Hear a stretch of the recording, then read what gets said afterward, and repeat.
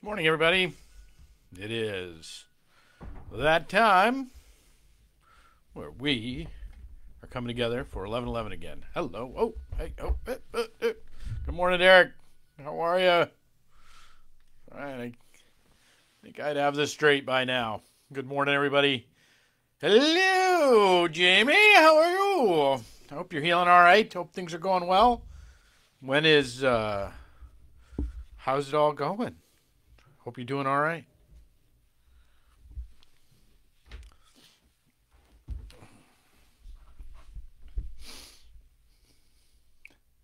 Hello, hello. Good morning, good morning. How's everybody? Good to see you. Folks are arriving. Happy day. It is cold and rainy this morning here.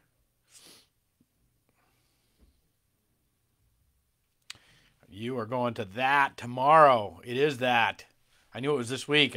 Yes. Oh, goodness, good grief. So, good morning, Donna. Good morning, Fannie Faye Davis. Hello, hello. Hope everybody's doing well. Good morning, Robin. So glad you are here. Hello, everybody.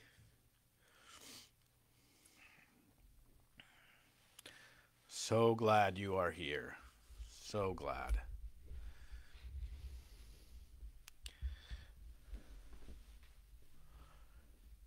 Good morning, everyone. Good morning. Jamie is headed in to get doctored on tomorrow. So we will hold her in our prayers these days. So keep her in mind.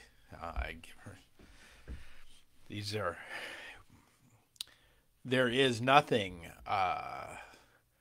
quite as difficult from both not just me saying so, but from researchers and everything else. But this time between this kind of coming up to having something that is about to happen, the anticipation, the not knowing, all of that is one of the most difficult times in the journey of healing. So keep her in your prayers, friends. These are rough times. Cold and rainy here. Bob Guinan, good morning. Great to see you. You're supposed to walk out of there. We're going to go with that. Absolutely. Robin Cards here, everybody. Woo woo. All right. Good morning, Irene. Great to see you. It is raining. It's raining on the West Coast, too. Holy smokes, everybody. It's raining everywhere. Somebody start building an ark. So glad to see you all here. Good. Truly, as I am often want to say, and it's probably getting worn out, but I don't care. It is a joy to see your digital little faces stare back at me, to know that you are there and we are here together. Jenny and I are watching from the office. Yes, that is it makes me feel like you've become one of the desert mothers there. You've got your little cell and your Robin's. If you don't know, Robin's converted a home office that is about, probably smaller than my desk. And so if she and Ginny, her corgi, are in there, yeah, they're pretty well snuggled up for sure. Good morning. Hey, Priscilla, sunny here. Well, thank God, the center of the country, at least Ohio. Isn't it always sunny in Ohio though? Really? I don't know. All right. Welcome, everybody. It is Tuesday, the 13th day of October. The 13th day of October. I was just typing that in this morning going, it's the middle of October, friends. Wow. How do we get here? And so I want to share with you this morning simply just one of my favorite verses. That it's not, it's kind of a weird favorite verse in some ways. But part of it is because of who it's to. This is Paul's letter to the church in Philippi. And see, the thing about the church in Philippi, which I never really knew that much, and I've only come across, but it helps me understand in some ways that the church in Philippi was often this church that had a bunch of veterans in it, had a bunch of Roman veterans in it. And so it was these old warriors that Paul is talking to. And Paul was great because he had street cred with old warriors. Because if you think about what Paul probably looked like by this point in his ministry, I mean, if you read the journey of Paul, and I know some of you on this trip, some of you have been to the places that Paul preached and teached, but what you realize is that he goes into a city and then he gets the snot beat out of him. Like his face is smashed in. You have to think about what this guy must look like at this point. His nose all crunched over, his face all gnarled, his limbs all twisted up. Like he can't be an attractive, if he was ever an attractive man, he can't be an attractive man. He was nearly beaten to death numerous times before he gets to this point where he's writing this letter to his friends in Philippi. And so I always think he probably has a lot of street cred with the warriors, just because, man, he was a warrior too. He looks like them, you know. And so, this from the second chapter of the book of Philippians. Therefore, my beloved, just as you have always obeyed me, not only in my presence, but much more now in my absence. Think about this. He's just writing to these beloveds. Work out your own salvation with fear and trembling. For it is God who is at work in you, enabling you both to will and to work for his good pleasure. Do all things without murmuring and arguing, so that you may be blameless and innocent, children of God without blemish in the midst of a crooked and perverse generation, in which you shine like stars in the world. It is by your holding fast to the word of life that I can boast on the day of Christ that I did not run in vain or labor in vain.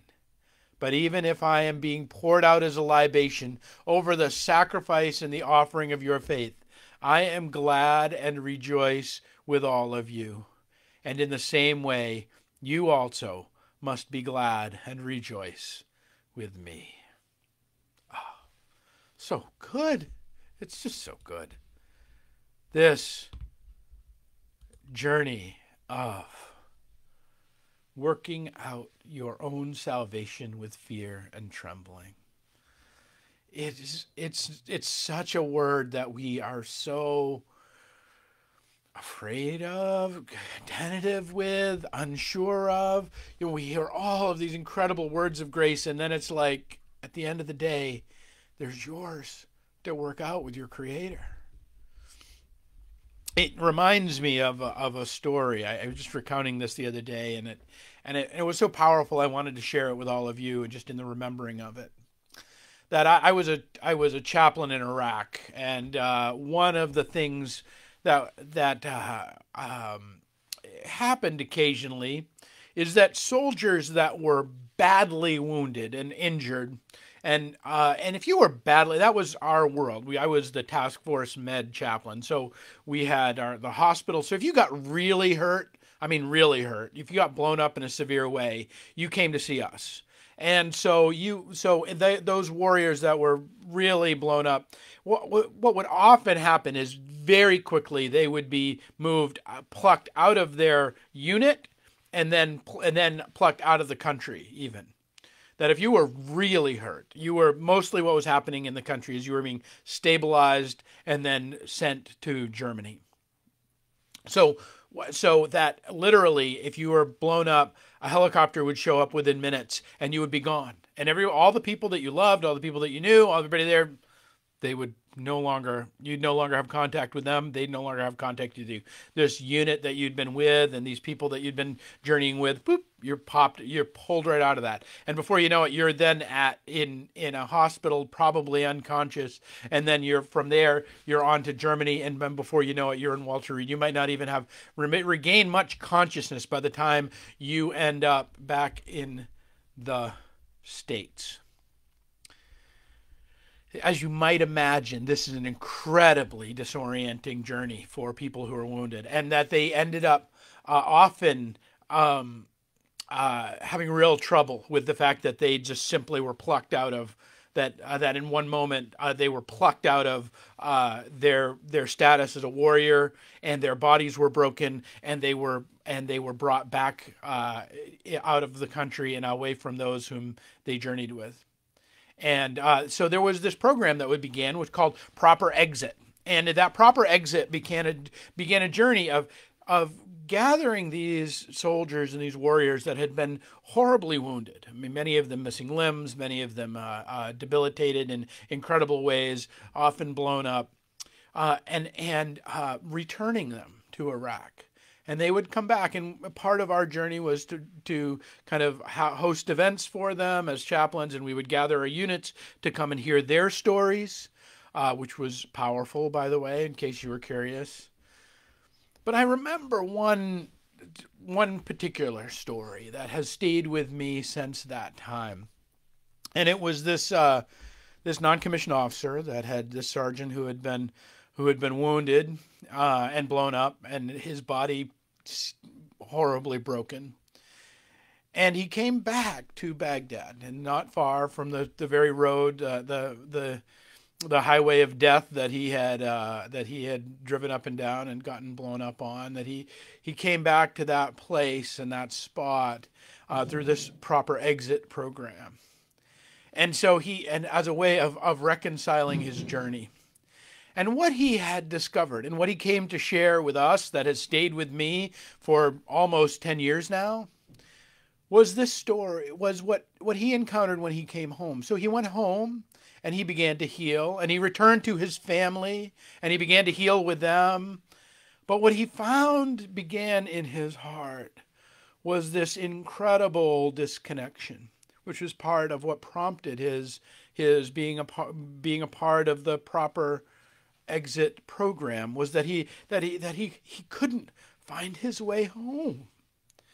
And he couldn't find his way home because everybody in his life that he encountered, his wife, his children, all of the people who were a part of his life, his parents, all of the people around, all of his friends, even his combat veteran friends, no one could understand the loss that he had encountered. No one could understand the pain that he had endured. No one could really understand what it was to have seen the things that he had seen and done the things that he had done, and to stand in the places that he had stood, and that very few could know his journey.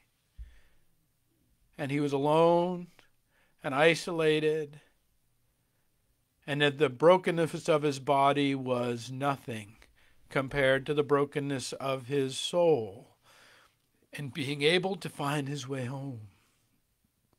And so he came to be a part of Proper Exit, and he shared that was where he was. And that a part of what he had discovered on his pilgrimage back to Baghdad, part of what he had discovered on his journey back to healing, and part of it had begun before, but it had culminated in his being there, is that he looked at his wife, whom he loved. He looked at his children, whom he adored. He looked at his country and his people around him, and in it he looked and he said, they could not understand what he had been through. And in the moment as he stood back in the dust of Baghdad, he realized that he could say, and thank God they do not. Thank God that they do not know the horrors of what it is to lose a friend in an instant. Thank God they do not know the horrors of what it is to do violence in this world. Thank God they do not know what humans are truly capable of doing to each other. Thank God they do not know what it is to be in chronic pain and to have lost function as a virile and wild soldier. Thank God they do not know all that has transpired in my heart and soul. Thank God. And I stood in that place, and I have done the things that I have done so that they need not know. That's where he came to. That, friends, is the journey I think that Paul was talking to his beloved warriors in Philippi, where he said, "Work out your own salvation with fear and trembling." You see, friends, we want people to know, because I think this is true for every single one of us. This is just not true for warriors, because, friends, we are all warriors. We are all soldiers in Christ. I don't care if you don't like that language, if the martial stuff of it makes you icky inside. There is a component of what we must do in not just the declaration of our faith in the world, but to get out of bed in this morning is a defiant act to everything that would try to kill you in this world. And in that, you are a soldier of bringing goodness and light into this world. Whether you choose to frame it that way or not, it is a true and utter reality. And that you have borne things. You have. Not just me, not just warriors that have gone off to war, but you have borne things. As a mom, as a dad, as a brother, as a sister, as a worker, as a co-worker, as a part of the world, as a church member, you have borne things, you have sacrificed things, you have laid things down, you have had your heart broken in ways that people will never know. And thank God they will never know. You have borne that for the world. You have borne that so that those whom you love may never have to bear it. You have borne it so that others need not bear it. You have made sacrifices so that others may know joy and live in peace in their own heart. Part of what Paul is talking about when he says we are to work out our salvation with fear and trembling is that we are to, as he says, to shine like stars in the world.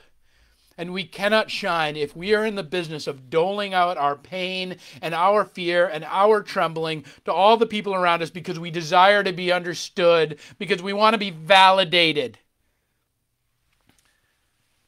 Friends, picking up our cross, walking through this world, being poured out as a libation over the sacrifice is not to have everything we've ever done validated, but it is to take hold of that which we have been given, even its most difficult and most painful sorrow, and offer that up, not to our fellow pilgrims to carry for us. Sometimes that's necessary. But to work out with our Creator, with our Father in heaven, with Jesus the Christ, and with fear and trembling, to enable us, both as Paul's words, they're so good, to enable you both to will and to work for his good pleasure. You see, because that's what that warrior ended up doing. He could now return to his family. And it's not like everything's all set and everything's great. But he could will and he could work for God's good pleasure, for the goodness of joy and for love in this world, for the healing and the sacrifice, because he, in his proper exit, in his journeying back to the point of the wound, in his journeying back home, he could find his way to being enabled to will and to work for God's good pleasure. It is in this that Paul points us to all rejoicing comes from. It's this where all rejoicing comes from. It's not in having everybody validate the things that we've done. It is in that we offer to our God that which we have carried and that which which has made us the vessels of divinity in time and space, the little Christ, just as Jesus was the ultimate vessel of divinity in time and space. And that vessel, friends, that vessel is poured out all over this world as a libation over the sacrifice and the offering of your faith, For I, as Paul said 2,000 years ago, and I say to all of you, my fellow little friends in Philippi, that I am glad to rejoice with all of you, and that in the same way you rejoice with me. Let us rejoice this day as we work out our own salvation with fear and trembling, friends.